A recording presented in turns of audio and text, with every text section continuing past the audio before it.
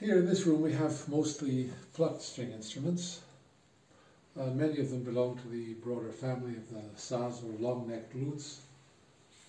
So we'll start over here. Here's a divan saz, a long-necked lute from eastern Turkey. And here's a Turkish oud, another saz here, a shorter one, a short-necked saz, the çugur as they call it. Here is a jura saz, a very small size. The jura balama, which is a sort of middle size. This one is another çugur, which is the short-necked saz.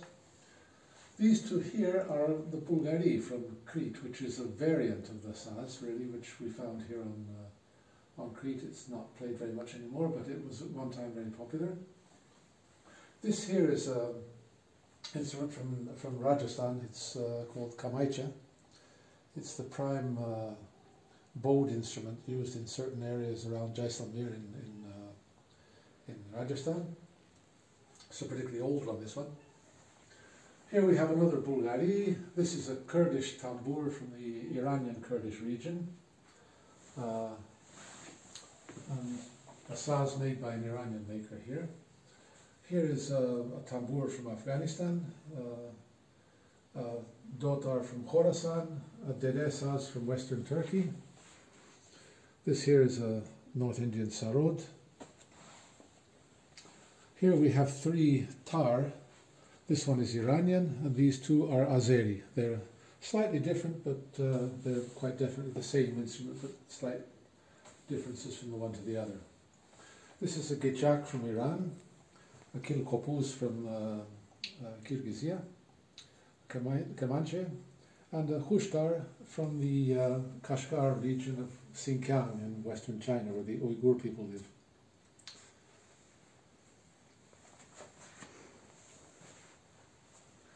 Here we have a Cretan Lira,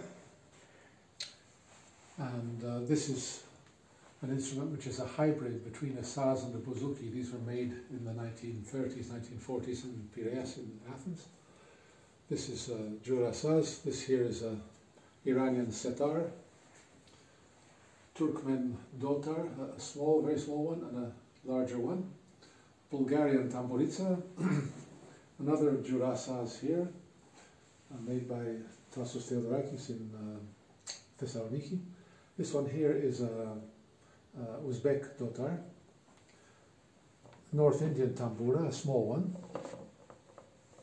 And here we have tabla and the South Indian kanjira, a quite extraordinary percussion instrument. It looks very small and unassuming, but it's really quite remarkable.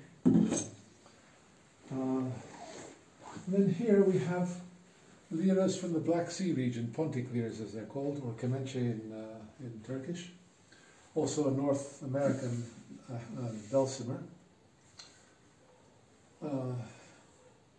And then we have two sorus here from Balochistan, which is these are from the Pakistani region of Balochistan. Balochistan is divided into Pakistan, Afghanistan and Iran.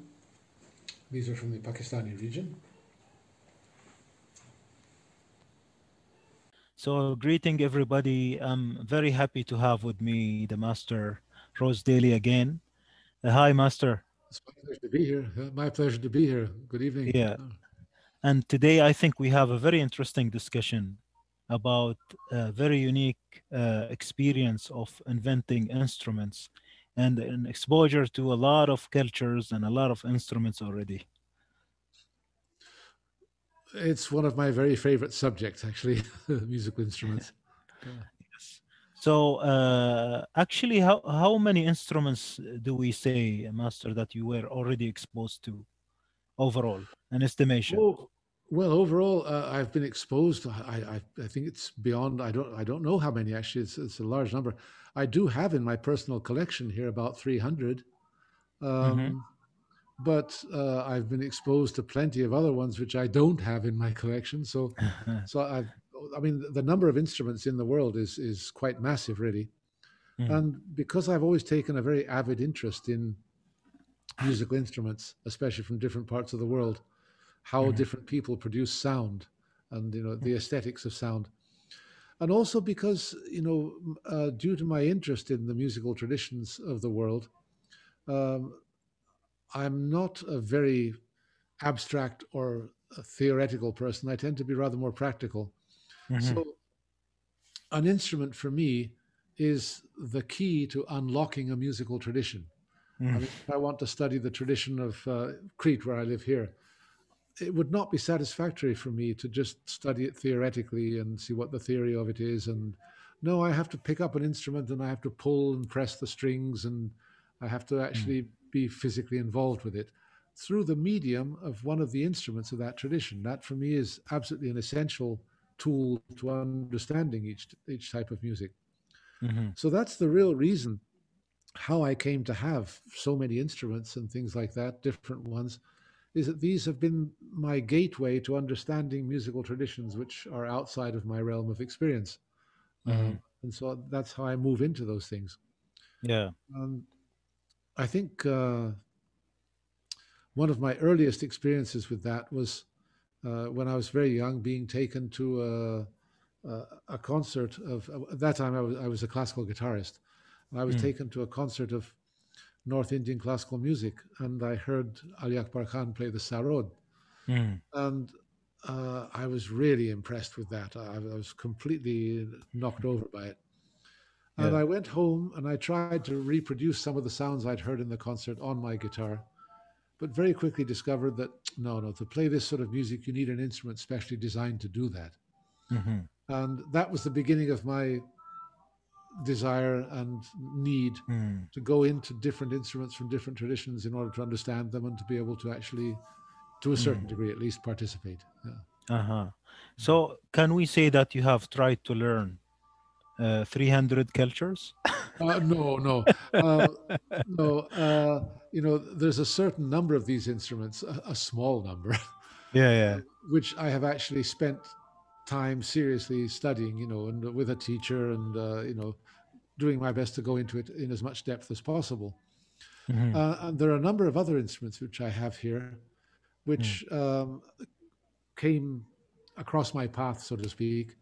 Mm. Um, and okay, I can do limited things on them. They do help me to understand. I have, for example, downstairs I have a tar from Azerbaijan. Mm. Okay, I've never studied the tar of Azerbaijan. I've Mm. listened to a lot of music from Azerbaijan, and playing with the tar and experimenting with it, and because it's has a similar concept to other instruments which I play, Mm-hmm. I'm able to actually reproduce some of the sounds which I've heard and to gain a better understanding of how that music works. Mm-hmm. But I cannot say that I've studied that tradition in any real depth. No. Mm. Other traditions I've studied in much more depth, of course. Yes, Mm. nobody can do the whole thing. Everybody has limitations. Mm. So there are certain traditions which I've been able to study in greater depth, and other Mm. ones which I've been able to gain a more superficial understanding of them, but always Mm. through the medium of an instrument. So I need that instrument there just to help me get even a superficial understanding.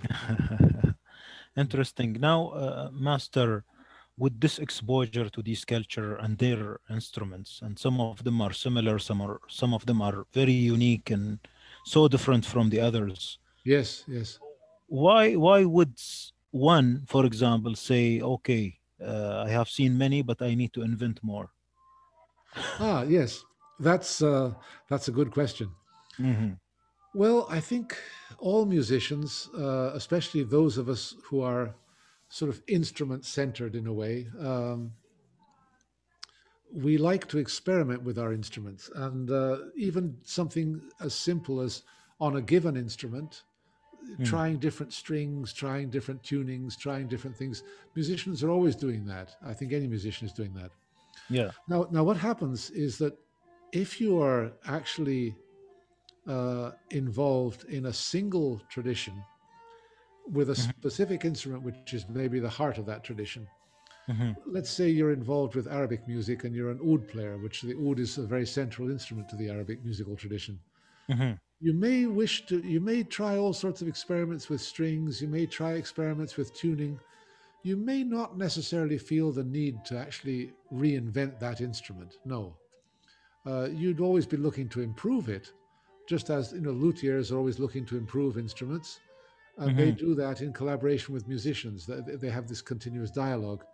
The musician Right. says, well, this this could be made easier, and the luthier thinks up a solution to that, and then the instrumentalist says, yes, but now I'm encountering this problem, so we have to solve that. And it's this dialogue which results in the continuous development of that given instrument.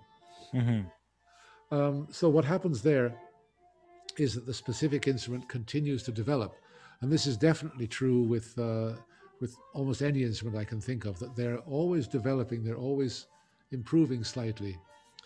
However, if you're involved in a number of traditions, more than one, and you come into contact with instruments which approach the same basic sound producing problems but from a different angle, you may suddenly find that an idea from one instrument in one tradition could be very relevant to an instrument in another tradition. And you start to see crossovers of influences coming. Okay, some purists might be rather shocked by that, and they would perhaps not like that. But if we're honest, we must look at history and see that that's what musicians have been doing all along anyway. That in older times, especially, there was quite a lot of contact between musicians of different ethnic or national or religious communities, and there would be a sharing of influences, and they would, an idea would come from this place, we would adopt it, adapt it to our needs, send it back, and with this whole process taking place. So what happens is that, on the one hand, you can see an idea which comes from an instrument from a distant region of northwest Pakistan, for example. And this idea could suddenly be very interesting in improving a certain aspect of an instrument from Turkey or from North Africa or somewhere like that. This is one way in which new instruments can actually occur. The other is, of course, that you, there's one instrument which is a sort of a co-invention of a man in Australia called Peter Biffin, who has been experimenting for many decades with what we call cone resonators. Cone resonators is literally a cone, yes. It's a very, very thin, fine wood. Anybody who wants more information can go to www.spikefiddle.com, which is Peter Biffin's website, where he explains all of this. And it's a cone which actually is used to produce sound instead of the traditional soundboard, which is usually flat on the top of an instrument. So this is a totally different way of producing sound, which basically mimics what is done by a loudspeaker. Now, a loudspeaker has certain advantages because, a loudspeaker just this big in your car can reproduce the sound of a double bass very, very convincingly. Whereas a traditional soundboard would have to be very big to produce those frequencies. So this technology means that you can now, with a much smaller object, produce very powerful bass frequencies without having to have a massive instrument like a double bass. So Peter was experimenting with these cone resonators, and he was influenced primarily by the North Indian sarangi, but primarily by the Yali Tambour of Turkey, which he happened to like very much. And so he was doing this long-necked instrument, which he calls Tarfu, and it has a cone resonator inside. And instead of like the Yali Tambour of just one playing string, he used a curved bridge, so he now has 4 playing strings. So that the instrument has a massive range. This massive range would not be possible on an actual Yali Tambour because it does not use cone resonator technology. It uses a flat skin. So that means that due to its size, there is a limit to the amount of frequencies it can produce. It works very, very well within a mid-range, but it cannot go down to the very, very low register, which the Tarfu can. So this was an interesting thing, that he created this instrument using the cone resonator, which could now produce a very large range of frequencies with considerable accuracy. So I saw that instrument, and I came up with another design to use cone resonator technology based on the Cretan Lira.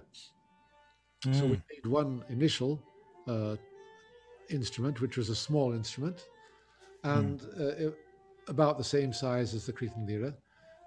but incorporating sympathetic strings, which is something I'd already done prior to that. Mm. However, we saw very quickly that the sympathetic strings did not work very well because they were quite short. The Cretan Mm. Lira has a string length of 29 centimeters, which is not very long. Mm. Sympathetic strings were only a tiny bit longer than that. So they were Mm. not really that effective because they were rather short. So we came up with another design which included 5 strings of 29 centimeters, like the Cretan Lira, Yeah. but the sympathetic strings being double that length. So you had now 2 pegheads, rather like medieval theorbo or something like that. Uh-huh. And that worked very well. I also incorporated into the design the fact that we were now going to use initially horsehair strings, Mm. rather in the manner of the Egyptian rababa or some Central Asian instruments which use horsehair strings, which have a particularly beautiful breathy sound, rather like a wind instrument, but it's a bow. Uh-huh. Now that we tried that, and of course I used the horsehair strings, which produced a wonderful sound, of course, but they were pretty uncontrollable in terms of tuning because they're very much affected by heat and by damp. Mm. They expand and contract. So even the heat created by the friction of the bow was putting it out of tune. So, I mean, Mm-hmm. it was impossible to control. So what I did was I then made strings not out of horsehair, but out of very fine fishing line, Mm. nylon. And I Yeah. found that it produced a very nice sound, and it was quite controllable in terms of tuning. It was quite stable. So Mhm. I then did experiments with these fishing line strings, and I came up with different ones for each of the 5 strings, which are on the tarhu, in the going from a very high E string to a very low E string, covering about 2.5 octaves, 3 octaves almost. Mhm. Okay, so that was working very nicely. Actually, I found the right gauges. Fortunately, fishing line is cheap, so I could do lots of experiments. I Mhm. made for each string, I must have made at least 30 strings for each one. Mm. Some worked, some didn't, and until I found exactly what I wanted. But the string which I always had a big problem with was the first string, the highest Mm. E string, which is about the same tuning as a violin E string, the high E string of a violin. Yeah. That was not working with the fishing line technology. And I Mm. found that, but I had to have a very tight string. So for a long time, I was using a viola first string, an A from a viola. And that was okay, but it was Mm. never really totally satisfactory because the other strings were all from another material. And so there was this shift going from the first string to the other strings, and it produced, it wasn't a consistent sound. And Mm. I was never really fully happy with it. Mhm. That leads us to something which happened to me recently, which is that I was experimenting with, I have 2 sorus from Baluchistan here. Uh, Uh-huh. I will show them to you in a minute. Mhm. Um, this very strange instrument, it's rather like the Sarinda used in Afghanistan as well, a very, very close relative. And these instruments produce a particular sound which, I put strings on them and I tried to find the exact gauges of strings which would produce this sound, which was very familiar to me. And I was discovering that, especially on the first string, there was something not quite right. There was something that, I was putting all different gauges of metal string on it. They were never producing that sound which I'd heard in these recordings, Mhm. especially of the Afghan Sarinda. Yeah. After which time I spoke with a friend of mine in Switzerland who specializes in Afghan instruments and who has been studying the Sarinda recently. Mhm. And he told me that they use on this instrument for the first string a composite string, which is actually made of 3 strings braided as you would braid someone's hair. Wow. A braided string. I'd never Mm. heard of this before. And so I Mm. tried it and I put it on my sorus and it produced the most excellent sound. It was exactly what I'd heard on these recordings. Wow. It was exactly Wow. right. Mm. So I was very impressed with that. And then I thought, well, wait a minute. Do you think this string might work on my first string of my tarhu, which is not producing a sound that I like?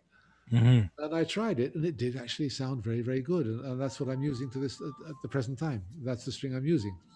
So this is another way in which, we come up with all sorts of ideas, looking for a sound which we imagine somehow. Uh, Yes. and so we have this imagined sound, and we then create this instrument which we think will produce that sound. Mhm. But we then create this instrument. It's going in the direction which we imagined, yes, but it has other characteristics as well, which subsequently inspire us. And, we start to think, well, that's interesting. And then you start to think in another direction. And the one thing pulls the other, your imagination and the instrument itself, and they sort of pull each other. And out Mm. of this process, new things occur. Yes. Uh, this is one Interesting. process. This is one process. Mm. The other thing which led me to come up with a design of the lira, Mm. uh, I came up with a new design for the lira, which it's an instrument with, the present version I have is with three playing strings and 22 sympathetic strings, and this is quite a divergence from the original Cretan lira. Mhm. So what happened there was the following: in the late 1970s, during almost all the 1970s, actually, I was studying the Cretan Lira quite Mhm. intensively with my teacher, Kostas Mundakis. Yeah. And during the early 1980s, I began studying the Turkish Lira, the Comanche, the classic Comanche, they call it in Turkish. Mhm. And I was doing that. I was going to Istanbul frequently and studying with various people there, amongst whom, including also Ihsan Özgen, who sadly died Mm. recently. Yeah. Who was a wonderful musician and amazing player. Mhm. And okay, these are two instruments which are very similar. They're both liras, basically, Mm. but the style of playing them is radically different on the one hand, and also subtle differences in the construction create enormous problems for somebody who wishes to play both. Mhm. As I said previously, the Cretan lira has 29 centimeters. It has three strings of 29 centimeters. So that means that your finger positions have to be very exact, because it's a very short string. It's shorter than a violin string. Yeah. Violin's 32, 33. So Mhm. this is shorter.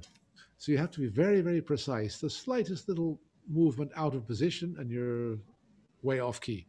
Mhm. So by playing for so many years, you become accustomed to this, and your fingers actually fall into place in the right positions, and that's how you learn. So I Mhm. then took up the Turkish Comanche, the lira of Istanbul, Yeah. and that has a middle string of 29 centimeters, but its first and third string are anywhere between 25 and a half and 26 centimeters. So they're Mm. shorter still. Mm. So you have to play different intervals on the first and third string and different intervals on the middle string. This is a Mhm. very difficult thing to do, of course. So what I was seeing was that I would pick up the one lira and play it for a while. And okay, I'd be playing very nicely. It sounded good. And then I'd pick up the other one. Everything was totally out of key. And you'd need at least an hour or so to actually adjust your technique to these new dimensions. And Mhm. what I was starting to see was that if I continued doing that, I would be a bad lira player on both. And it became for me a necessity to make a choice, one or the other. I can't do through these two. It's too much. Mhm. And so I decided I'm going to have to make a choice. I'm going to have to choose the one and continue, and I'm going to have to leave the other one behind. Because I'd been working for many more years on the Cretan Lira, and I was far more advanced on that than I was on the Turkish one, I decided to stay with that one. And uh, so that's what I decided to do, that I would have to actually abandon the Comanche. Mm. So what I did was I continued with the Cretan Lira, but I didn't want to give up all of the techniques, the wonderful techniques and the playing style, which I had acquired through my study of the Turkish one. I didn't want to abandon that at all. So I started thinking, well, what can we do now with the Cretan Lira to enable it to play the same repertoire and use the same techniques which we use on the Turkish one as well? Interesting. And it was at this point that I noticed that okay, the Cretan Lira as we have it today, maybe now is a good time to bring a couple of these instruments so I can show them to Sure. you. Yeah, okay. Sure. Yeah.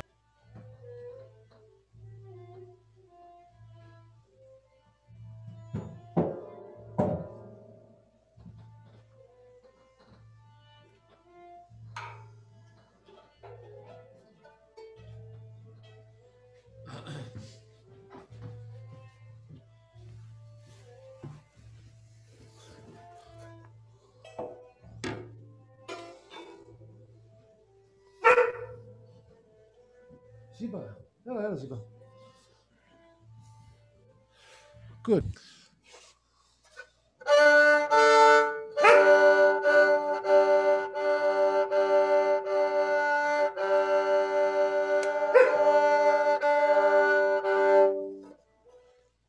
This is Ziba, my Yeah. favorite dog, who, despite being perhaps my favorite dog, she doesn't like the lira. Oh, She gets angry. that's another trigger to invent another one, Master. I'm going to have to do something else. There she is, looking at us. Yeah. Okay, this is the Cretan Lira as it has developed during the course of the 20th century, starting from the mid 20th century. It developed into this.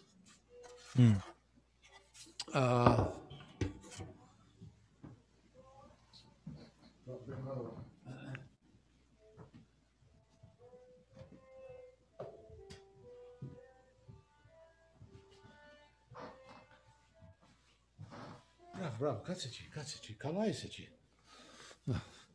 okay. This is a very old Cretan Lira, which I found in a village in Rethymno. It was actually,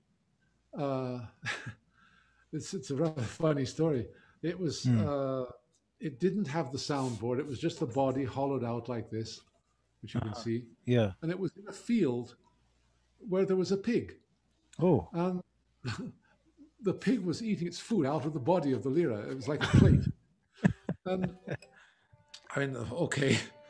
I asked the farmer, could you please, could I have this lira and I'll bring you a nice plastic bowl for your pig, And he said, yeah, okay, take it. So I took it, and I took it to an instrument maker here on Crete.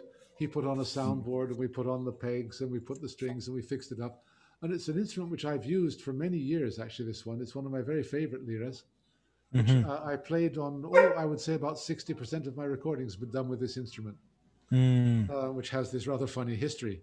Yes. Anyway, this is what the old Cretan lira used to be like. It had the rear entry pegs like this. Yes. It did not have a fingerboard. It was just flush like that, Okay. During the course of the 20th century, it developed, the lira, it took a lot of influence from the violin. Then we have the scroll here, but we have machine pegs, not wooden ones. Yeah. We now have a fingerboard here. Yes. Instead of just being flush. So these are influences taken from the construction of the violin. At a time when everybody was obsessed with trying to be very Western and very European and things like that. That's what they were trying to do. However, these are just imitations. There was no real necessity for them. These elements were just imitating something they saw. It didn't come out of a musical necessity. Okay. Now here is the Turkish lira, the Comanche. Yes. As you can see, it's very similar. But if you look at the top here, you see that the three pegs are in different positions. Yes. This middle string is much longer. So you have to do the fingering here and there and there and there, like that. And that's why I found it impossible to play the Cretan lira and the Turkish one, because on this one, there is in between these pegs, there is a little bridge here, which holds the third string. So they're all three at the same length. That makes the playing technique different. Yeah. Okay, so the contemporary Cretan lira is held on the leg like this.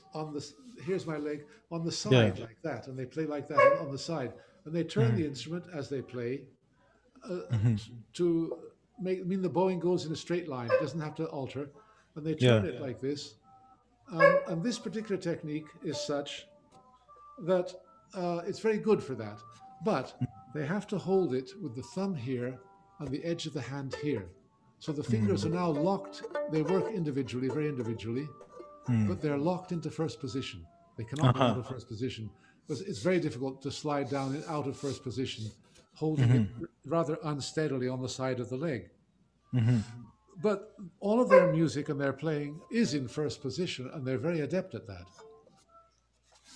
The Turkish Comanche, on the other hand, does, even though, this is an interesting fact as well, the fact that we have this fingerboard here is something which was put on the violin to enable you to go out of first position. But it was put on the Cretan Lira not to do that, because no one ever goes out of first position. It was just an imitation. Yeah. So there never was really a need for this.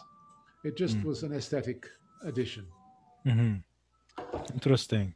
So the Turkish Comanche, on the other hand, does not have the fingerboard, but they do regularly play out of first position. They go into the other positions.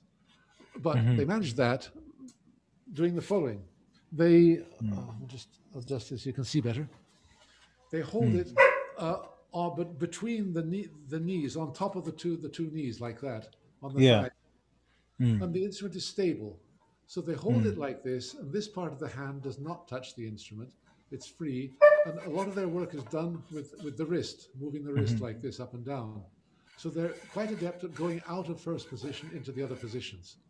But the bowing must move like this or like that according to which string you're on. They cannot turn the instrument as is done on the Cretan Lira. Okay, so for me, what was important? What was important was that I be able to do all the things on an instrument, which I do with the Cretan Lira, therefore turning it is important. And being able to use this individual finger technique, because with the wrist technique, these three fingers especially move all together. And the wrist does all the work. So I had to have that, but I also wanted to have the ability to use this technique as is used on the Turkish Lira to produce that particular sound. So what I did was I looked back in time and saw that up until the early 20th century, mid-20th century, in Turkey, the lira was held on this point here, sitting on top of the knee, like that, with these long pegs holding it at the right angle to the body. And they were playing like this. And so there was a certain amount of moving of the instrument, yes, but they were also able to hold it quite steadily, and this hand could move quite freely. I also noticed, looking at old photographs, that the Cretan Lira was held in exactly the same manner, on this point on the knee. And that they were also able to move it like that, so that they could do the turning, which is essential. This is basically spike fiddle technique. And they were able to use their fingering technique the same. So the first thing I came up with was that, okay, what I have to do is, since both these instruments originally were holding the instrument on the point on the knee, that's where I'm going to start from. So I took this instrument as my basic idea, but I made some alterations to the body design and the contour based on some old designs which I'd seen of liras in old photographs and things like that. I came up with a design which seemed suitable to me. I'll show you the first design.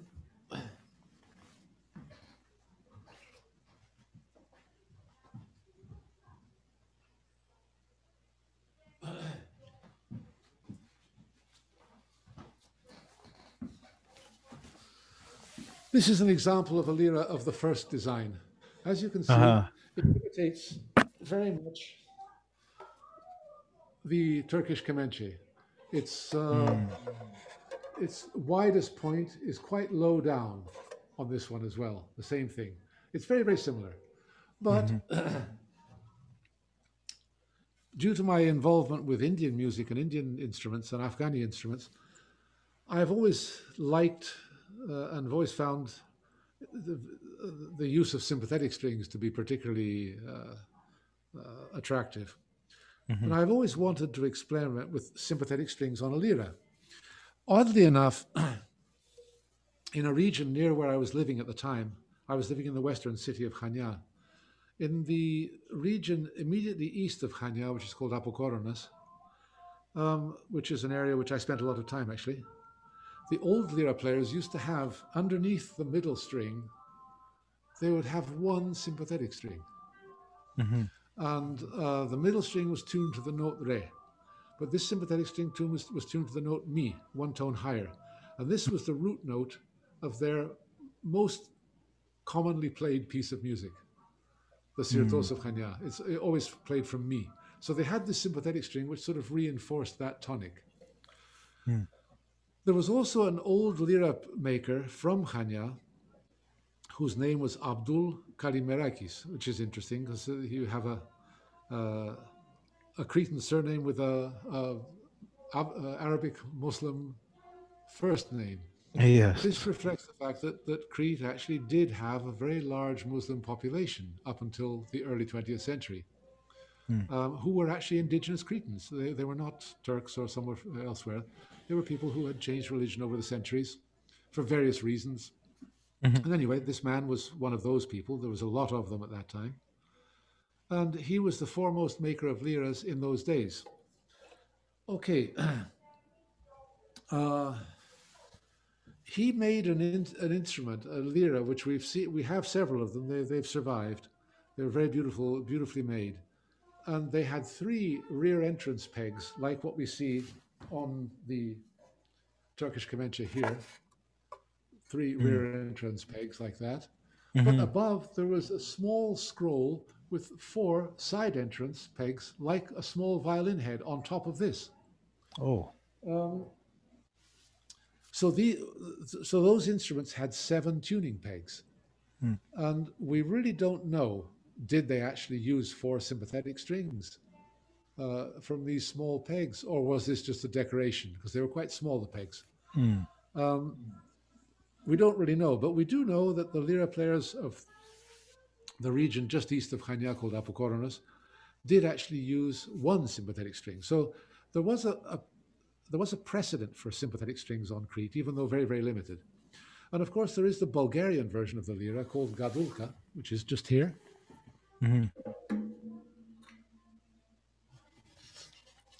This is a Bulgarian Gadulka. It's quite big. And it has 3 main playing strings. And it has as many as 12 sympathetic strings, which are tuned here, and which all wind around this middle post here. Now, the Gadulka, like the lira, on the first string is played with the fingernails to the side of the string. But the middle string is played with the fingertips up in the air against the string, and the third string is even higher, played with the fingertips as well. So it's a mixed technique. So for that reason, the sympathetic strings are underneath the second string, and they don't get in the way. That's quite okay. However, to put sympathetic strings on a Cretan lira would not be so simple, because we have to do the fingering with the nail of all 3 playing strings, like that. So what I had to do was to find a way to have the sympathetic strings vertically positioned like that, underneath each string, so that I'd have room to insert the fingers. And I found a way to do that. There's just enough room. And then, of course, we have more strings on the outer edge, which don't get in the way of the fingering. So this is the first design I came up with, which actually has 18 sympathetic strings and the 3 main playing strings. The number 18 was useful for me because it enabled me to have all of of a given makam, the basic tones, and also certain tones which are very common modulations into other makams from that one. Okay, that was quite satisfactory. Also, if you happen to play a note, a modulation out of your basic makam, which was not mirrored by a sympathetic string, it didn't matter. You just didn't have the resonation of a sympathetic string. So it was even rather good that when you returned to your basic makam, it would suddenly be reinforced by the sympathetic strings, and it would actually be a rather good effect. So that was not a problem for me. But the number 18 gave me the possibility to have both the note buselik and the note segya, or the note evij and the note, another higher fa sharp or things like that. So that was that worked very nicely. And this is the design I used for many years. I have a couple of instruments of this design. Mm-hmm. What I did want, however, for certain things was and then of course I included this as well. These little bridges here are called javari, these little wide bridges here. Mm-hmm. And these are used on any Indian instrument, or most Indian instruments anyway. And they produce a particular sound which actually elongates the resonance of a sympathetic string. It makes it stand out rather, and you can hear it very clearly. Mm-hmm. So on some of the liras, I incorporated the use of javari bridges, which produce that particular very characteristic sound. On other liras, I didn't. I had them just plain strings, so you get different sounds. But what I did want was a slightly stronger bass response. This model produces a beautiful mid-range sound. I did want a little bit stronger bass response. And what I do know is that to get a better bass response on most instruments, the closer the bridge is to the center of the instrument, the better your bass response will tend to be, usually. But I couldn't move this further forward because I would then alter the string length and I would be unable to play it. Right. So what I did was that I came up with a new design where I elongated it from the bridge downwards instead of bringing the bridge up. So that then moved the bridge to a more central position. So this is the new design, which is a bit more elongated down here. The other one was much shorter up there. And it did actually produce the desired result of an enhanced bass response. So the balance of the frequencies of this lira I liked very, very much, and this is the one I use primarily today. This one was made for me in 2006 by Stelios Petrakis. The very first one we made in 1991 together with Nikos Bras, a very good instrument maker, a violin maker in Athens. And we made the first one together. He did most of the work, of course. He just made me do all the hard work of digging out the wood and things like that. He did all the delicate and involved stuff. And so this is what we came up with eventually. Interesting. Any further improvements? Well, we're always doing little improvements. I did something else. I have the javari here on these strings here with this bridge. I also produced down here on the bottom, there's this very small bridge javari down there. Two strings go over that. So those two strings have what we call double javari, which gives it an even more enhanced sustain. This is something which I saw during my time as a student of the sitar. There was a very great sitar player in North India who unfortunately died very young, called Nikhil Banerjee. And he was the first one to incorporate on the sitar the idea of double javari on the upper and the lower bridge. And this is one of the characteristics of his instrument. And because I remembered that detail from those days, I decided to incorporate that into lira and see what would happen. And I actually liked the result, so I kept it on the lira as well. That's a good example of what I described earlier as the crossover of one instrument over to another, an interesting idea, which did actually work on this instrument here. Interesting. So let me ask you, Master, do you give names to these instruments? No, I just call it a lira. I don't have a special name for it. And the other one, the first one? The first one, no, it doesn't have a special name. For me, they're just liras, and the Tarfu, the Tarfu enhancement. Tarfu, that name was given by Peter Biffin, the maker of the first ones. That name was given by him to that instrument. And myself, no, I never really felt the need to change the name of it. I just call it, it's a lira. It's the way you play it is identical to the way you play the other one, of course. Any what does experience? happen here, though, is that this one, I can rest here, and I can use either the techniques of the Turkish Comanche, or I can use the Cretan Lira techniques on this one. So that was the real purpose of the invention of this particular instrument. That's why we came up with this design. So the overhead is then worth it. The overhead. Yes. Finally, we succeed. How does it feel when you reach to such a resolution or an invention? Well, it doesn't happen in one day, of course. It takes time. Gradually it evolves into what you really want. And So today, even though I started playing Cretan Lira with this here, today I'm afraid I can't really play this very well. My technique has changed so much as a result of this instrument, and this is now my home instrument, and so I feel completely at home on this one, and on other liras, I don't really feel all that at home. Yeah, so it's a gradual process, and you suddenly discover, 20, 30 years later that, oh, okay, this is my instrument. The one I started on, I'm not really able to play it that well anymore because I haven't really maintained it. If I were to play the other one for about a month or so, I think I would remember everything. It would all come back to me. But yeah, this is the instrument that I tend to play most of the time. Interesting. One important thing to stress, however, is that I never had the intention to, should we say, improve the Cretan Lira or make it better than what it already is. As it already was, it was an ideal instrument to play the Cretan repertoire, and it had developed out of a long process of many lira players, many generations, and it came to be what it is today. And it's like any traditional instrument, it's ideally suited to playing the tradition in which you find it. Yeah. My problem, so to speak, if we can call it a problem, was that I now wanted to play other things on the lira, and because that most traditional instruments are designed very specifically to do very specific things within a specific tradition, and they're very specialized. So what I needed was something which would enable me to play both this tradition and another one as well, and other types of music. So my only desire was to create or to develop an instrument which would be able to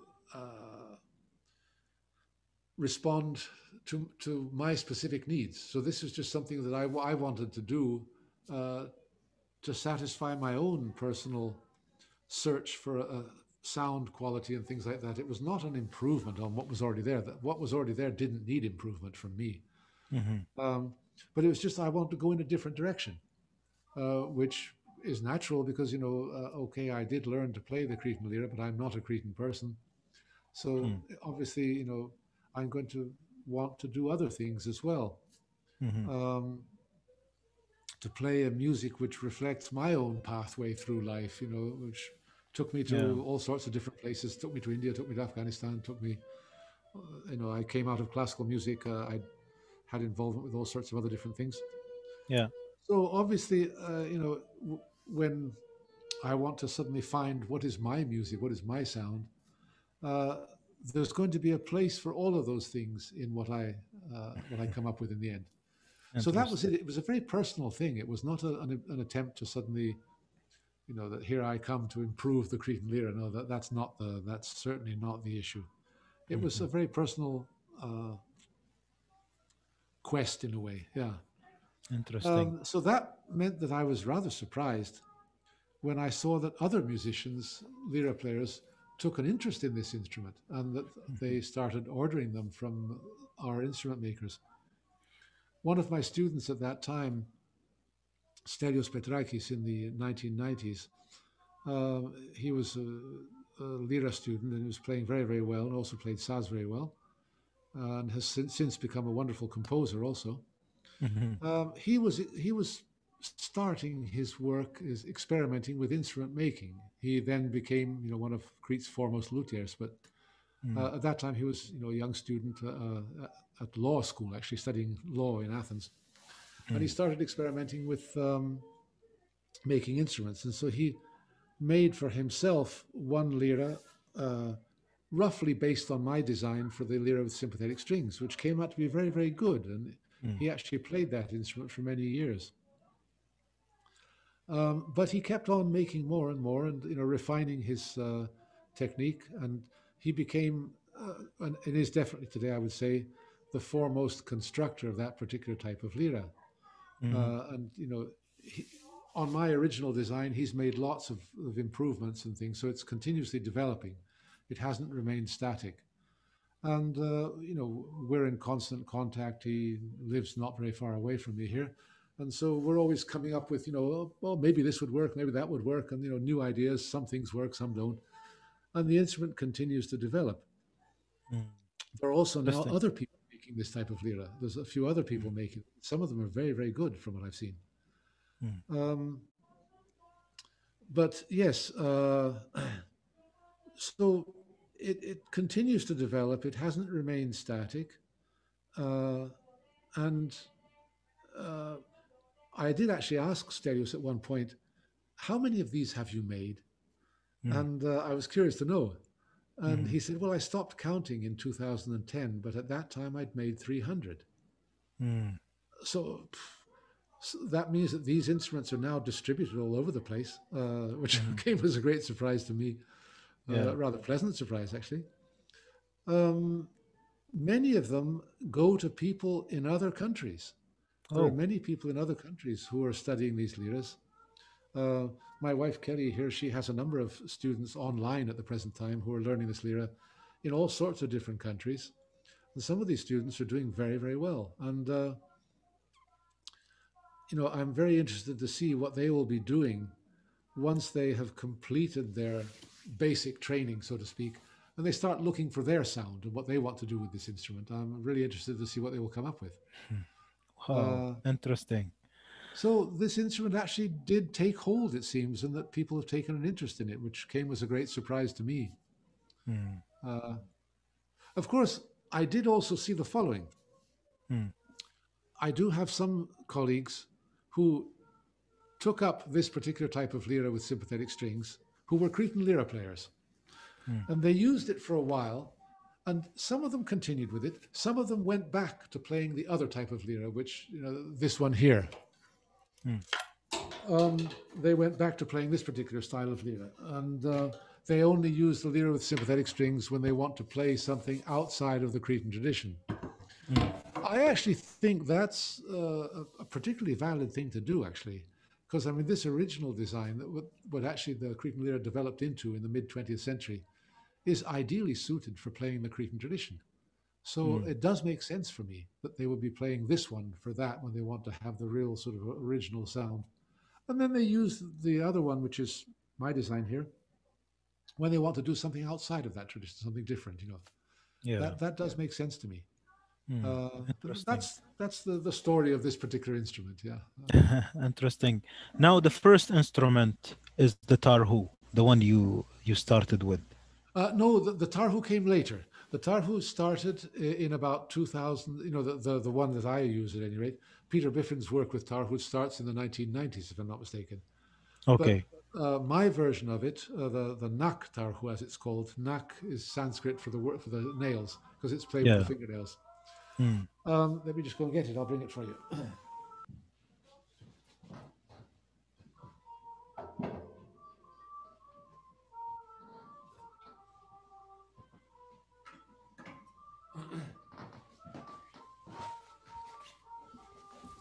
So how many instruments, Master, have you tried to invent? Well, I would say that the ones I've actually sort of invented, so to speak, I don't know if I'd really classify it as an invention or a modification, but anyway. Well, it's quite a few, actually. The instruments I've made sort of modifications to them, and some bigger, some smaller, of course, 5 or 6, I would say, About 6? I think so, yeah. What are their names before we go on to the tarhu?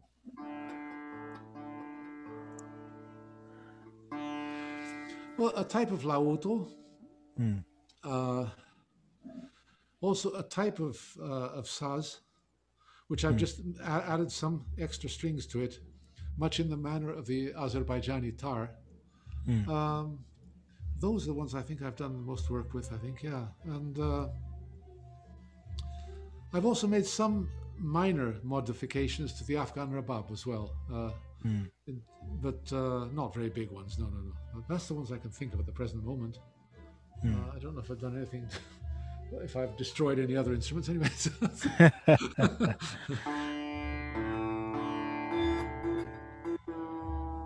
And did you need to learn physics of No. like, no need for that, huh?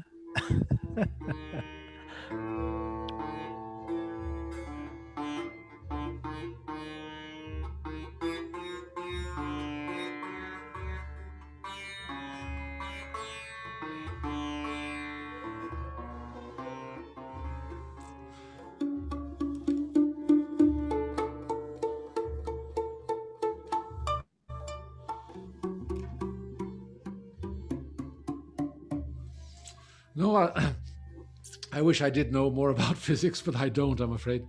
Um, yeah, I think I approached it in a more sort of more from a musician's point of view than from a scientist's point of view. You know, as a musician, you get a sense in an odd sort of way that certain designs work sound-wise and certain designs don't. Yeah. And you get a sort of a sense of that in a way. And your eye sort of becomes a bit trained to that. And you can see certain designs which, oh, that's going to produce a really good sound. And you see other designs, you think, no, that's not going to work.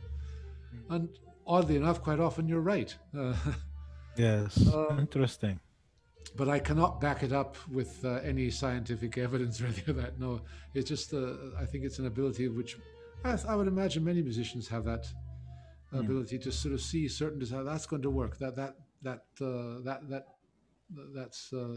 does convince me, you know. So that the design, and you do actually get the desired sound.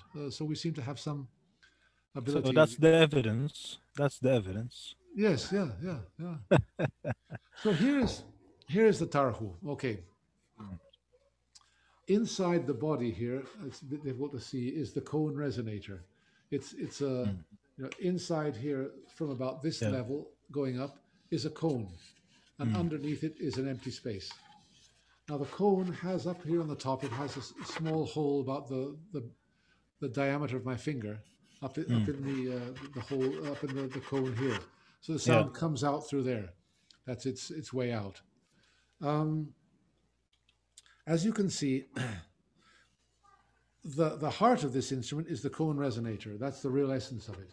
You have a bridge here, and on the top of the cone resonator, it is not a cone completely, but it has a flat plateau on the top, which is about that round, not very big. Yeah. And so the sound post of the bridge, which is on this side here, on the bass side, it goes down, and it stands on the plateau of the cone. But the cone is very, very fine wood, extremely fine, almost like paper. It's very, very thin, like a loudspeaker in a way. Yeah. So we have 5 playing strings going over the top of the bridge, which are pressing down. And we have 12 sympathetic strings going under the bridge, which are pushing up. So what I have to do is I have to balance the exact pressure of what's coming from the top and that which is coming from the bottom, so that there's just a little bit more coming from the top, so that the sound post is sitting on the plateau of the cone, but not really pressing it, but it's in contact. So there's a little bar in the back here, which is controlled by 2 screws. This bar pushes down on the sympathetic strings, all 12 of them, in such a way that it keeps them at an angle with the bridge underneath, a slight angle, so that there's resistance there. But it regulates the pressure so that there's always just a little bit more pressure coming from the top than what it is from the bottom. This is what regulates that pressure, this bar here, pushing them all down. Interesting. These are the strings I made out of, these are the multi-filament nylon fishing line strings. And these are the sympathetic strings of double the length of the playing strings to get a better response, because we know that the longer a sympathetic string is, the better it works, the more sensitive it is. So what I told Peter Biffin at that time, who was making instruments with cone resonators, that I would like something based on the Cretan Lira. Now, to play the Cretan Lira, what I need is the fingernail technique, a 29 centimeter string, and the bowing. Those three elements. That's all I need. And anything which has those 3 elements, I can play as a Cretan Lira. Mm. So those three elements have to remain. Anything else can change. I don't care. So everything else did change, of course. Yeah. And we ended up with this here, which doesn't look anything like a lira, but is actually played in much the same manner. Mm. That it's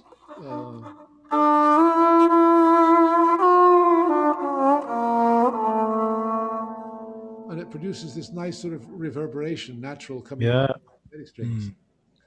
And also, we do have the Javari bridge up on the top here as well, Mm. which is enhancing the resonance of the sympathetic strings.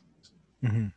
Interesting. Um, And how long does we it take use to tune it? it's pretty quick actually. These strings are surprisingly stable, Mm. and we have these pegs here. These are banjo fifth string pegs going in Mm. from the side. Yeah. They're very efficient for that. They're very good. Mm. The pegs for the fifth string of the banjo, very useful they are. Mhm. These ones at the top, these are called perfection pegs. They're made by a company in Australia. There's another company called Pegheads in the US who make the same idea, and another Mm. one called Wittner in Germany. So Yeah. these are made for basically for violin, and Mm. they look like a friction peg, but they are in fact a planetary um, machine peg. So there is a Yeah. mechanism inside them, Mm. and they give you very accurate tuning. So this Mhm. instrument, once it's in tune, maintains its tuning surprisingly well. Actually, it's pretty stable. This instrument in Mm. terms of tuning. Interesting. That's so efficient. Yeah. And there is a lot of intricate work in here to make Oh sure yes. that the whole combination of ideas fit together into a working model for a Yes. certain music. It is actually, it's a surprisingly simple construction. I mean, what really matters down here is the cone resonator. The rest of it, it could, uh, you could substitute anything else. It doesn't matter. It's not that Mm. important. Of course, this is made of very nice quality Australian maple. It's very nice wood. Peter Biffin, who made this one, uses almost exclusively native Australian wood, which is Mm. very good, of course. Mhm. Um, but I remember on one model, we took this back off and we Mm. replaced it with a plastic bowl which my dog used to drink water from. And it sounded the same. It didn't matter. What mattered was the cone resonator, the bridge, this little piece of wood which the bridge rests on this side, and the sound post. Those little details made all the difference. Mm. And of course, the exact pressure from above and from below. So what's important in this instrument? It's quite a simple construction. It's not all that difficult. But what is necessary is very exact measurements. Mm. That makes all the difference, Mhm. which means that it will work or it will not work. Today there are other people making these. Um, there's a very famous Iranian Comanche player called Kayhan Kalhor. I'm sure you've probably heard of him. Yeah. Yeah. He also, together with Peter Biffin, um, they created a type of Iranian Comanche, which they later renamed it Shah Kaman, Mm. which is a Comanche with 5 strings and 7 sympathetic strings with Mm. the cone resonator. And this has become quite an important instrument for Kayhan Kalhor in his Mm. programs, which he uses, and he uses it quite extensively. Produced a very beautiful sound. Mm. Um, there are other people also who use different types of tarhu today, and they're becoming quite popular. And uh, perhaps due to Kayhan Kalhor, I think there are 2 people currently in Iran who are making them, Mm. making versions of it. And there's one Iranian instrument maker here in Greece who makes them as well, who's made one for me also, Mhm. called Mazdak Fereyduni. Mm. And there are other luthiers, from what I see on Peter Biffin's website, there are other luthiers who are now uh, making various types of tarhu as well. So it's Mm. an instrument which is actually, its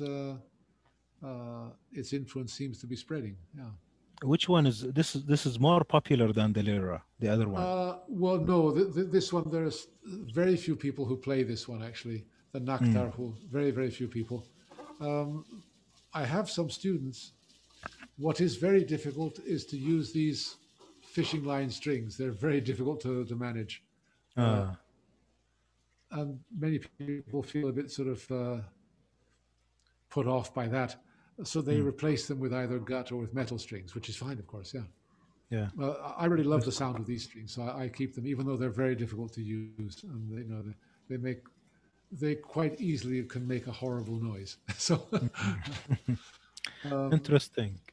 Now this one is perfected. No more enhancement is there for such a model. well, this is the one that Tarfu. I put the braided Afghani Sarinda string on the first string here, and it sounds really great. So yes, I'm always doing experimentation with this instrument. I try new things out. Stelios Petrakis, the man who makes my lira, the liras which you saw, he is also making these now, and he's come up with all sorts of new things as well. You know, new ideas for this instrument, and so all of the people who are making them or playing them, we're always experimenting and trying new things, and something always is coming up. You know, and Yeah. when one So person comes up with something new, the others all learn about it pretty quickly. Yeah. so it's not dying at the proof of concept level. It's No, uh, no, no. living, and it's spreading, it's improving, it's maybe evolving, Yes, whatever the direction it is. yes, yes. You know, new instruments are constantly created by various people all over the world. Um, some of them are absolutely extraordinary designs. You know, I've seen some contemporary instruments, either so-called natural or electronic, and you know, some of them really extraordinary designs. Incredible what they can do. However, instruments which will actually take hold and actually be used in music and actually spread and become popular, and for new instruments to do that is rather rare, actually. There are many absolutely brilliant designs, but which don't actually catch on for some reason. And other designs which may seem rather more humble and rather simpler, but which do actually catch on. So, what decides what is going to take off and catch on, or what is not? Who knows? Yeah. Strangely enough, both the lira with sympathetic strings and this particular tarhu seem to have acquired a certain popularity, and they do seem to have taken on a life of their own, you know, quite independently of either myself or maybe Peter Biffin or anyone else who's contributed to we've created these things, so to speak. These instruments do actually acquire a life of their own. Peter Biffin also made an Azerbaijani Comanche for Habil Aliyev. And Habil Aliyev really fell in love with it. And I have a lot of recordings of Habil Aliyev on which he has played this particular Comanche, the Tarfu Comanche, and he really liked it. And there's another very great Comanche player in the US called Imamyar Hasanov, a younger player. And he also uses one of these. So they're becoming quite popular. They're spreading, which is rather nice, actually. Yeah. Interesting. And how about the durability? Well, this one I've had now. I'm trying to remember the exact. I think this one must be from either 2003 or 4. I'm not quite sure. And it's with minimum maintenance. It's doing very, very well. And so we're 15, 16 years later, and it's doing very, very well. I have another one made by Mazdak Feriduni, which I've had now for, I would say, at least 10 years. It's also doing very well. So they seem pretty durable. Yeah, they're pretty good. Yeah. Of course, any instrument is going to require a certain amount of maintenance, yes. But these ones have required a minimum of maintenance, actually. Quite surprising. Other instruments usually require rather more. Is it because you know about them, you came up with them? Well, yeah, I mean, I think that because I'm always fiddling with it and doing little adjustments and things like that, which I do anyway, with anything which I have, that probably, because I'm always sort of watching it and paying attention, making sure that everything's in order, that probably helps it to stay in good shape.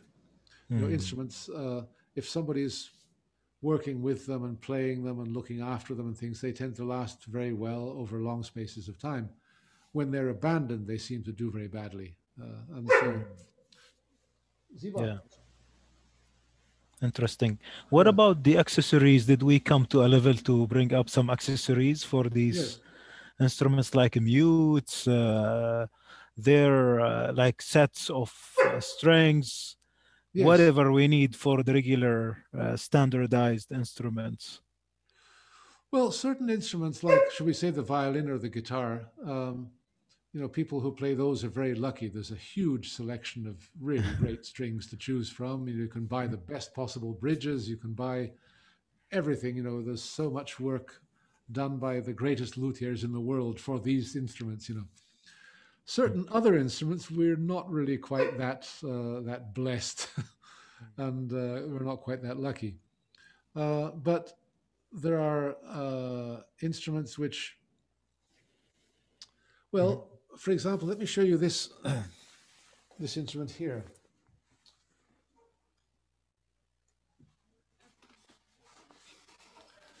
This is actually a very old Afghan rabab. This one, it's we don't really know how old it is, but it's close to 100 years old. This one, completely undecorated, as were the old rababs were not heavily decorated; they were quite undecorated. Now, traditionally, rababs have very bad tuning pegs. They're handmade out of mulberry wood, which is not particularly good for tuning pegs, and they're a bit unstable and they're rather difficult to use. So I did actually order from a man in India pegs made of ebony, which is very, very good for pegs, of course. But he did very, very fine work. It's he makes accessories for violins primarily. But I ordered tuning pegs especially for the rabab, for both the top and the bottom.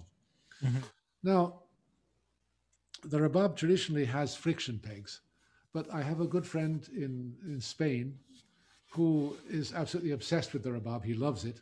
His profession, however, he's a veterinarian. He's an animal doctor. And he restored this rabab for me. And he did a number of things. Here, he included these machine pegs, like what you saw on the Tarfu, the planetary pegs. These ones are made from peg heads from the United States, if I'm not mistaken. So these can be tuned very accurately without friction. They work like machine pegs, but they look exactly like normal friction pegs. Yeah. These pegs here actually go through the side of the instrument. They're just come into contact with a very thin area of the instrument, so they wobble a lot. So what he did was he created inside an extra piece of wood, which is supported from two sides, and so the peg is now in contact with two areas. So it's like this here, where it goes through and it comes to the other side. So there's another side holding things in place. So he has that inside the instrument. And he did something else, which is, in my view, very revolutionary and very significant. You see, the rabab traditionally has a goat skin here, which produces the sound. Yeah. But a skin, of course, is very, very prone to damp and to temperature, and it goes out of tune, or it shrinks, or it increases in tension. Right. So what he, and in its native Afghanistan, this instrument, Afghanistan's a pretty dry country. But here on Crete, for example, or in some of the European areas, or here in the Western world, we have certain areas which are very, very damp. So the skin is always a problem, especially when you want to play outdoors on a summer evening on Crete, for example, where there's a lot of damp. So this is actually a synthetic skin. He was very interested in that idea, also out of his concern for animals. Being an animal doctor, he didn't want to use the skins, which I quite agree. So this is a synthetic skin which is not affected by damp or heat, and the instrument stays in perfect tune, regardless of the weather conditions. So this is, in my view, a very significant development, something which is very useful, because it quite often happens that we want to play this instrument in an evening concert outdoors in a place where it's damp, and you just cannot play it if it's got a natural skin. Of course, the natural skin, when it's at its absolute best in a dry environment, and it's well stretched, and it's good, it does sound great. But this skin is just about as good. I mean, it's very difficult to really tell the difference. And, you know, it doesn't seem to lack anything in comparison to the natural goat skin. Mm-hmm. So that's an important development in my view. Interesting. That we can now have this. We have much better tuning pegs than the traditional ones. Mm-hmm. And another thing which I've done on this instrument, some people can think this to be completely sacrilegious. I use cable ties for the frets. On the rebab, because your thumb does not go all the way around like that, it's still right in the back. The place where they're actually tied doesn't get in your way, and they're exactly equal in thickness, and they produce a great sound. Yeah, so okay, why not? It's most untraditional, of course. And no need for further improving. It's working. It's beautiful, and we stay there. It works. It's okay for me. Certain rebab players who are much more traditional than me, they consider this to be blasphemy. Cable ties for frets. And I do see their point, of course. But no, it works, so I'm happy with it. Okay. Interesting.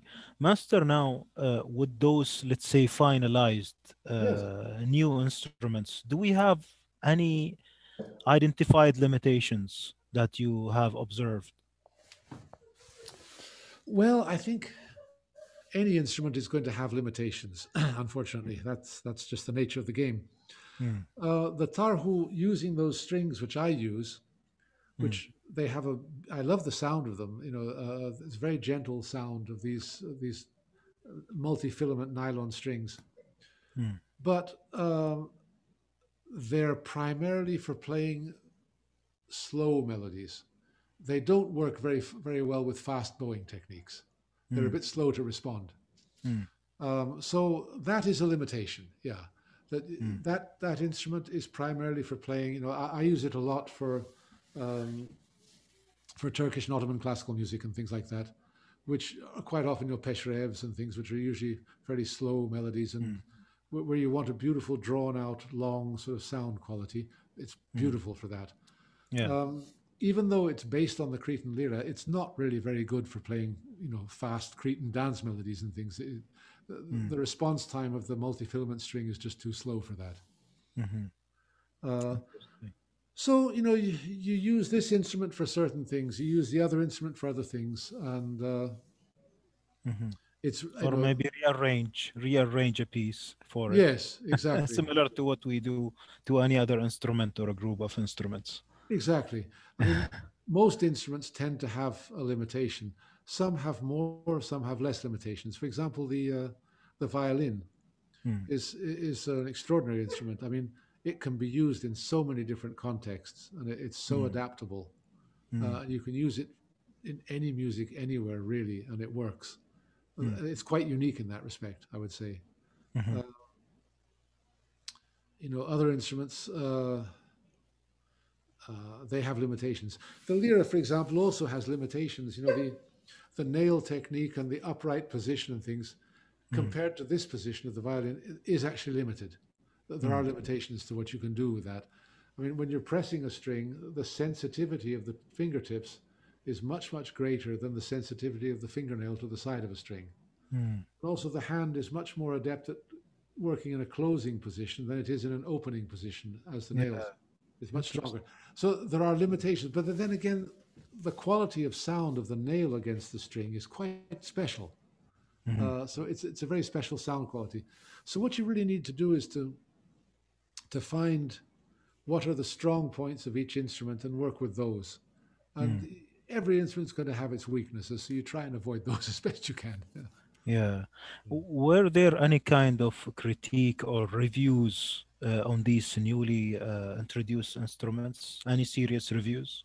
Not really. I mean, I think the closest that I've seen, at any rate, to actual reviews of these instruments was reviews. For example, I remember some reviews in London of some concerts which I did there, and the reviewer, in the process of reviewing the concert, did actually remark on this rather strange instrument which I had, the Tarfu in that particular case, And he did make reference to, he thought he really liked it. And he made reference to Peter Biffen, the constructor of it, and things like that, and made a bit of extra reference to the instrument. But it was in the context of a review of a concert, really, and not of the instrument per se. I don't really know. I think there are some sites devoted to new inventions of instruments.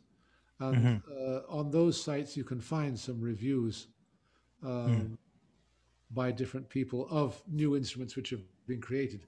And from what I've been told, I haven't seen it myself, but from what I'm told, on a couple of those sites, there is actually mention of, and sort of like I suppose you could call it a review in a way, of Peter Biffen's work with the Tarfu. Yes, I think that there is some reference to that. I haven't seen it myself, but yeah, I have seen some articles actually about. Oh, very good.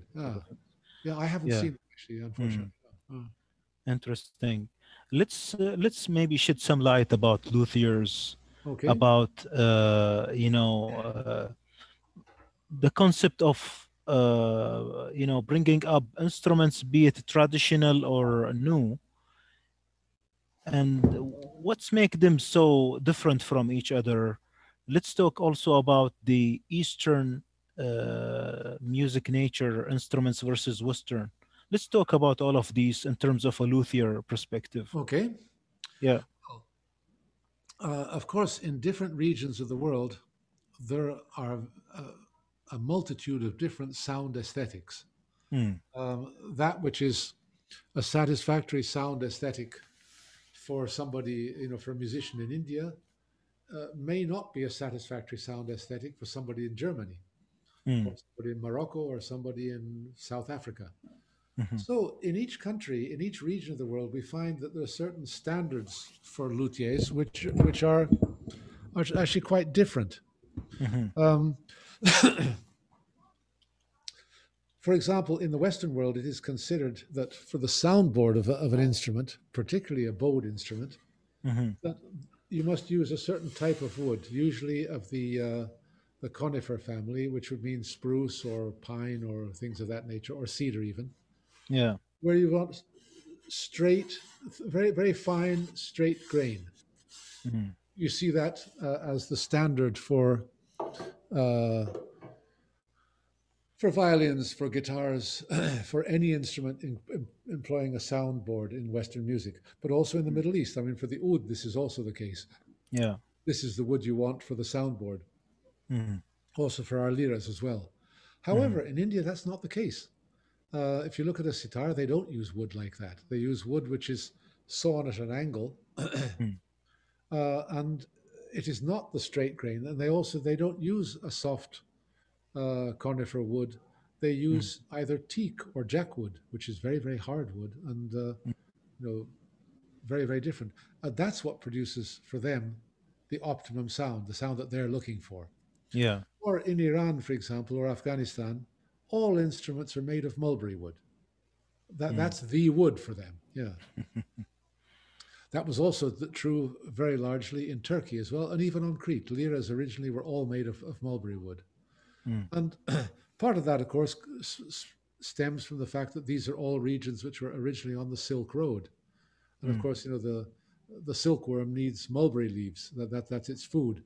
So there was always a very large concentration of mulberry trees in that whole region. Central Asia, everything's made of mulberry.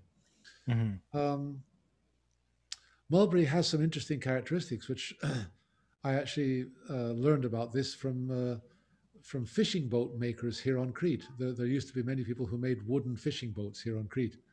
And for certain parts of the keel of the boat, they would only use mulberry because apparently it does not absorb easily damp, and it does not maintain damp. It's quite resistant to dampness. So it does very well under the water. So it seems that these instruments made from mulberry also seem to resist the ill effects of dampness.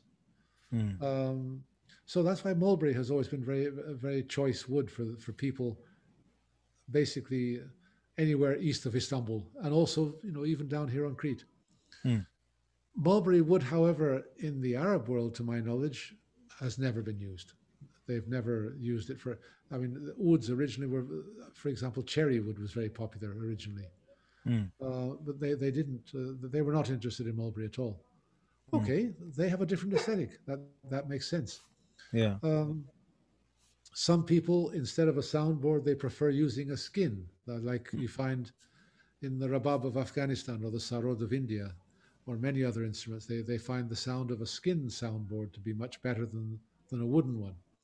Mm-hmm. Um, to my knowledge, there are no instruments, no Western string instruments which use a skin. Mm, Well, the banjo, yes, but the banjo is actually derived from an African instrument anyway. mm-hmm. Um, so, there are different sound aesthetics coming from different regions of the world, um, and they correspond to the sounds that these people are looking for in their music. Mm-hmm. And those sounds also correspond to the sounds of their natural environment, also. So Mm-hmm. a sound which actually fits with the natural environment that they live in. Mm-hmm.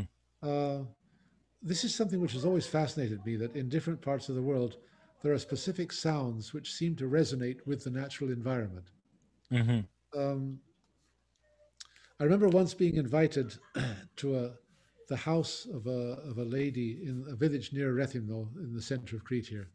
Uh-huh. It was a very old house in a village which she'd done a beautiful job of restoring. And, Mm, this is a beautifully restored house. And she was showing us this house which she'd restored very nicely with her husband. Um, they lived in France, actually. And as she was showing me the house, as I was going around, I was consistently feeling that something is not quite right here. She's done the most beautiful job of restoration, everything perfect. But there was something mm. that wasn't sitting well with me. And at the end of the little tour of the house, she showed me a little carpet on the floor and Mm, said, "This is a little carpet. It's one of my favorite carpets I bought in Morocco many years ago. And I've used this carpet, the color scheme of this carpet, I've projected onto the walls and onto this house." mm, And that was when I realized that there was something wrong.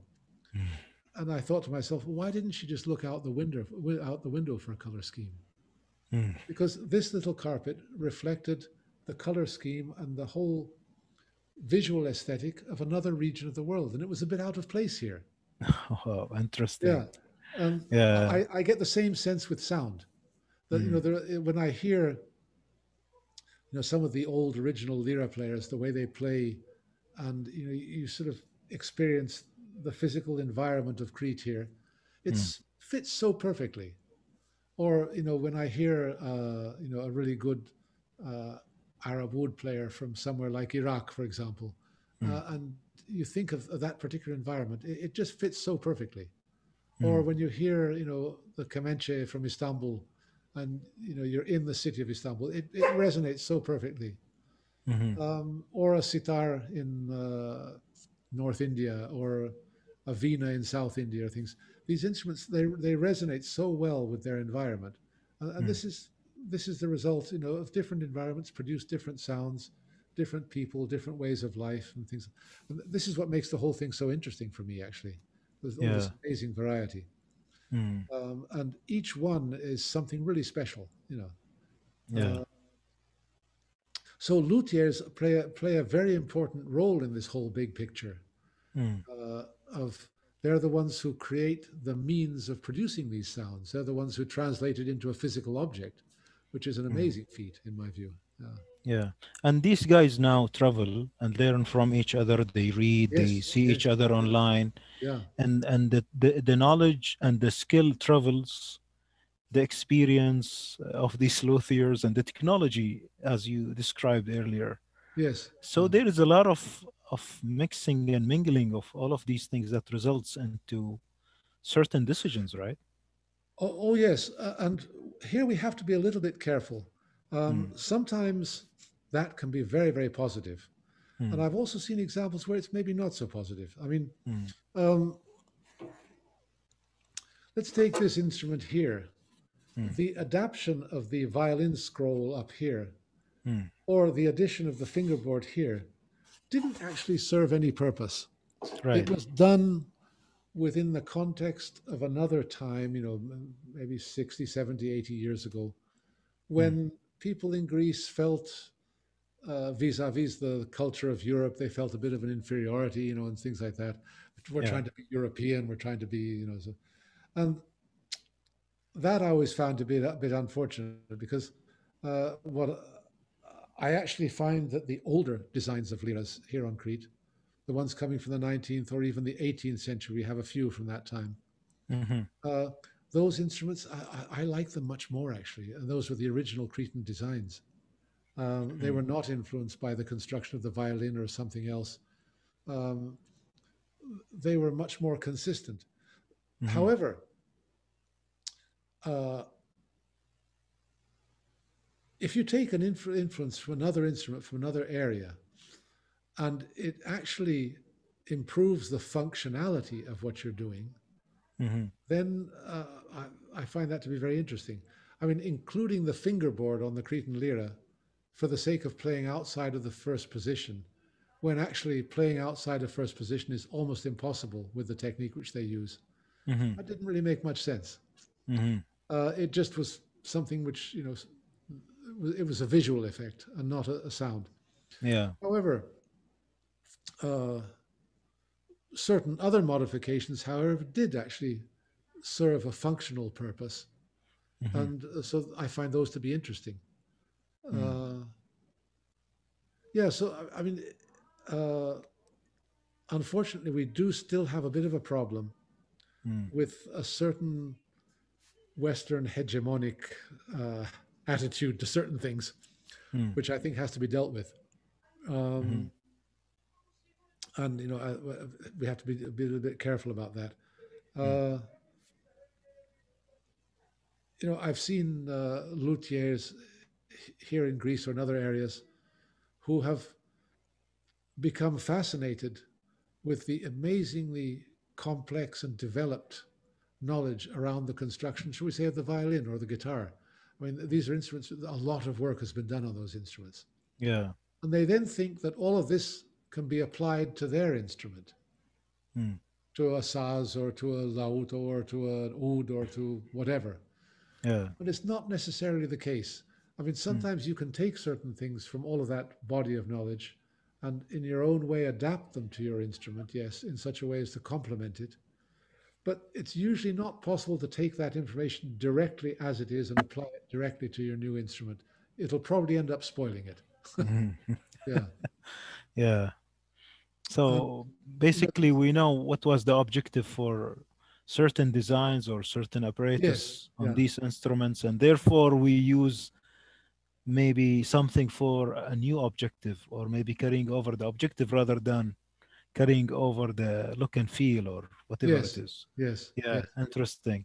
yeah, Master, now with these, introduction of these instruments you have shown us, for sure there are a lot of introductions of ideas that could lead to a composition or maybe to some new music, right?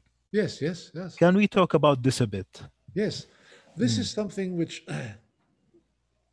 um, this is something which must be dealt with very carefully, actually. mm, Um, you know, if we look anywhere in the world, there are traditional ensembles of instruments. mm, Um, and these have developed over very, very long spaces of time. And they have arrived at a certain optimum result, mhm, which is really good. You know, mm, if you have, let's say you have a number of instruments. One instrument, its frequencies are up here. Another one, its frequencies are there. They're interlocking together. They're mm, connected. Another one down yeah, here. And then, okay, you have this spectrum of frequencies from here to here, played by mhm, various instruments. yeah, When those frequencies are all connected and they produce a broad spectrum like that, this it produces a very full-bodied sound. mm, Now, somebody may have come up with a bright idea. They think that, okay, here we have all these instruments. They produce a spectrum this big here of different instruments graded through this spectrum. Let's add a double bass. mm, Okay, double bass, a wonderful instrument, amazing instrument. I love it. Mm. But what happens quite often is that there's between these other 3 or 4 instruments here and the double bass, there's a gap. And then the double Mm. bass is from here on down. So Mm. this gap suddenly means that the ear is now hearing all of these together as one, and this down here as two. So you're Mm. no longer hearing 3 or 4 plus 1 is 4 or 5. You're now hearing 1 plus 2. So the end result is you're hearing something which sounds thinner Mhm. and not as full. Mm. Suddenly the size of everything inside this frequency spectrum shrinks Mhm. because it's now it's in a relationship with this thing down here, which is very low. So Yeah. that's one example where, uh, and where I've seen that happen actually, is Mm. with the traditional Arabic taht, which is a very beautiful ensemble of Yeah. 4 or 5 instruments, which would be Mm. the oud, which works down in the low register. It will be the kanun and the violin or rabab and the ney. And then you have Mm. not a darabuk or something, you then have the rek, which is very subtle. Yeah. This ensemble is beautiful because you Mm. can hear each instrument very clearly. Each instrument has its own space and its Mhm. own frequency area. And the way they interact with one another, there is not what we call in sound engineering masking, where the one is sort of covering the other. Each one is Mm. very, very clearly present. And Mhm. this is a combination that they've arrived at over centuries. Mm. And so they know what they're doing. Right. And what we often find is that, especially in this newfound realm called world music, Mm. people think that they're coming up with bright ideas which nobody's ever thought of, and they don't realize that there's an amazing amount of knowledge and wisdom behind the creation of these traditional ensembles, which Mm. have been developed over centuries. So Mm. before we go start adding new things and upsetting them, we Mm. should look at them very carefully and understand exactly how they work. Of course, you can do new things. Of course, you can make innovations. Absolutely, yes. But it's very Mm. important before you make an innovation to something that you take the trouble to fully understand how it works and why it Mm. works, and then what is possible and what will work in a positive way or what will work in a negative way. And Mm. unfortunately, this is not always done within the context of what we call world music today. I quite often see rather awkward and maybe uncomfortable combinations of instruments which show a bit of a lack of understanding of how Mm. these ensembles and how these instruments actually work together. If you take Mm. the trouble to look at that carefully and to make Mm. combinations of instruments which maybe haven't been combined up until now, because they come from distant regions, for perhaps, Mm. if you're very careful and patient and you listen very carefully and you, you sort of weigh what you're doing carefully, you can actually Mhm. come up with some rather interesting things, some interesting new ideas, which for me, that's one of the greatest challenges actually, is to create Mm. new ensembles, which maybe up until this time in history were not possible, but which Mhm. could actually happen. But it's a process which must be dealt with carefully, in my view, so that we don't, you Mm. know, there's many things in these different traditions are very, very subtle. Mm. And there's also the question of, you know, uh, well, here's an example for you. Mm. People who are not familiar with the Spanish flamenco tradition, for example, they Mm. just they just heard it, but they haven't really indulged in it. They haven't really gone into it in any depth. Yeah. They listen to it and they think, oh, Spanish flamenco singers, they all sound the same. However, people who are involved in this music, Mm. they see enormous differences between the one singer and the other. Mm. So this is what happens when you're on the outside of a given tradition.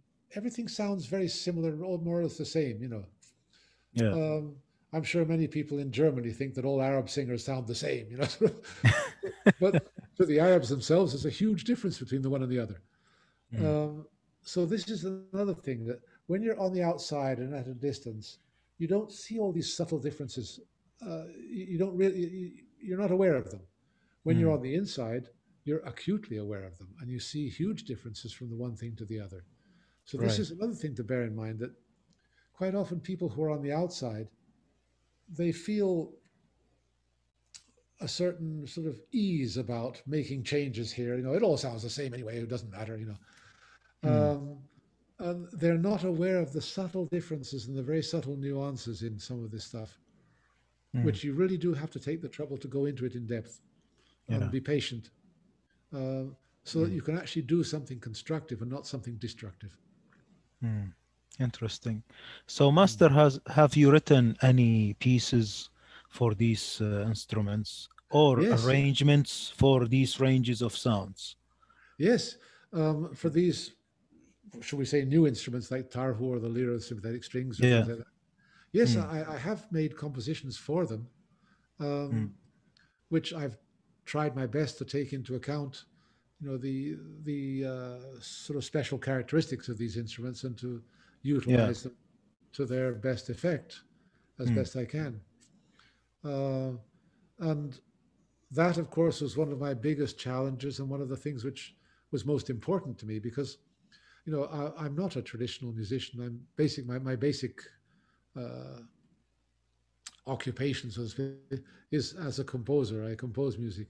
So yes, even the creation of these instruments was very much out of a desire to have certain sounds in my compositions which I was looking for.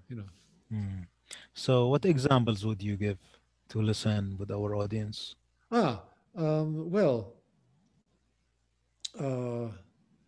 let's see. For the Lira with sympathetic strings, I have a piece called Chandrakala, which is actually using an Indian raga, but treated in a very different manner.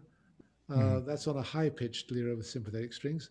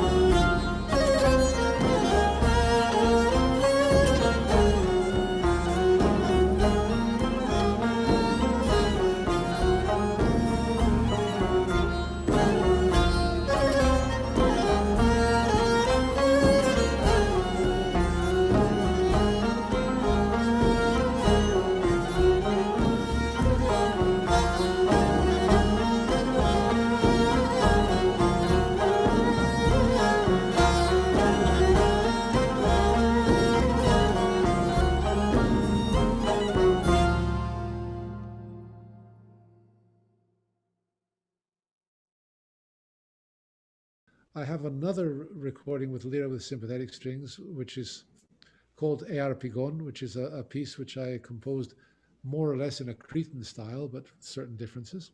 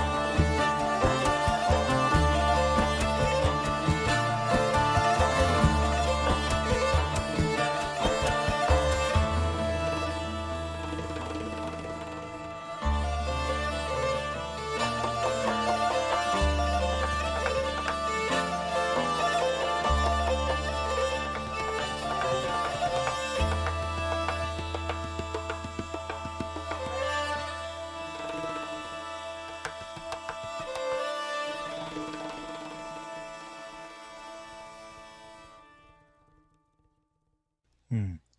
For the Tarhu, I can send you a piece called Ekati, Mm. which is for Tarhu in the Makam Dugya.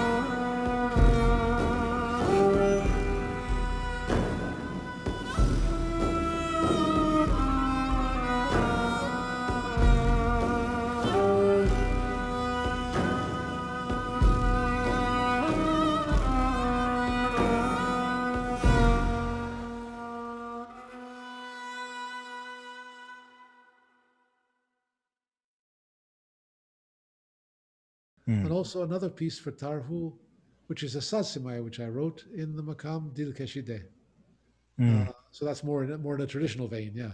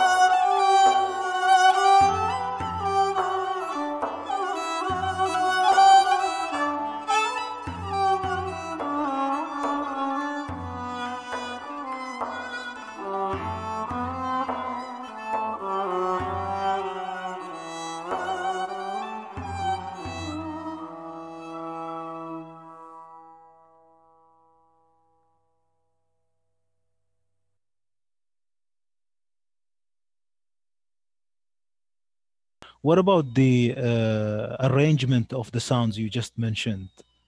About Well, putting together a certain distant instruments into one yes. piece or Okay, one a work. piece called Lunar, in that Mm, case, in which case there I've used Kelly mm, playing a soprano lira, a very high-pitched lira, mm, myself playing a tarhu, but also an Afghan rabab, mm, uh, and our friend Sam Schlavinger, who's playing a very low-pitched bendir in a style which he learned from an old bendir player in Turkey called Nezi mm, Uzel. So mm. this is a sort of a meeting of different sounds from different regions in this one particular piece, and uh, Interesting. an example of that, yes.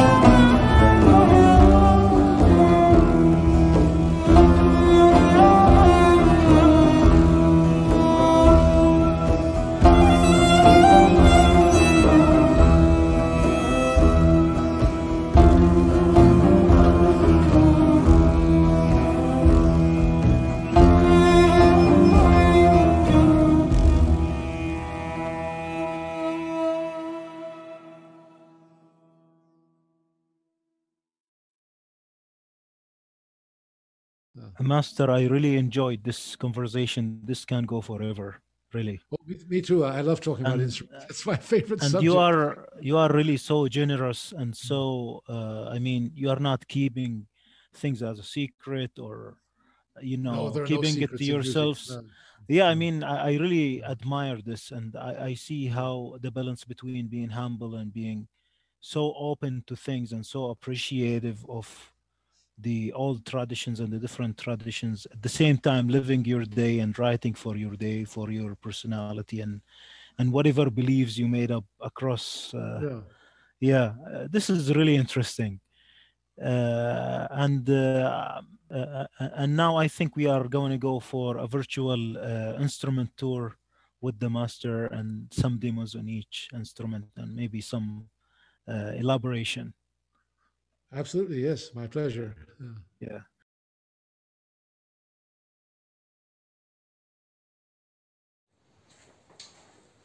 Here, these are instruments, variations on the Comanche. This is an Azeri Comanche, a bit shorter than the Iranian one. This is the Lori Comanche from Iran. This is another Iranian Comanche. This is a larger one, Iranian Comanche. It's another variant of the Lori Comanche, open back. And this is a contemporary model made by Aslan Hazreti, which just uses a single little frame. But it's a variant of the Azeri Comanche. As is this here, this is a Tarfu Comanche, which was created by Peter Biffen in Australia, which is basically a Comanche in every respect, but it does not use a skin on the top, it uses a cone resonator inside to produce the sound, which makes it quite unique. This is a Rabab from Turkey, which is a distant relative of the Comanche, using again a small round body. It belongs to the broader family known as spike fiddles, but uses 3 strings, and it's much longer. This is the Sarinda of North India. The Sarinda is found in many different regions, Afghanistan where it's quite different actually in construction. This is the North Indian variety, as we find in Punjab. This is a Chinese erhu. It's the prime bowed instrument of Chinese music, with only 2 strings and a bow passing between the strings. A small Daly, which is the 3-string saz used in Western Turkey, and a rather large-bodied jura saz here. Master, I really thank you very much. I really enjoyed this discussion again, and thank you very much. Well, We'll thank you meet very soon. much. We'll meet soon again for Thank you very much. another deep dive in some of these interesting things that you always bring up light to interesting insights, interesting observations, and experiences. Oh, thank you very much for inviting me. It's my pleasure. I enjoy these things. Yeah.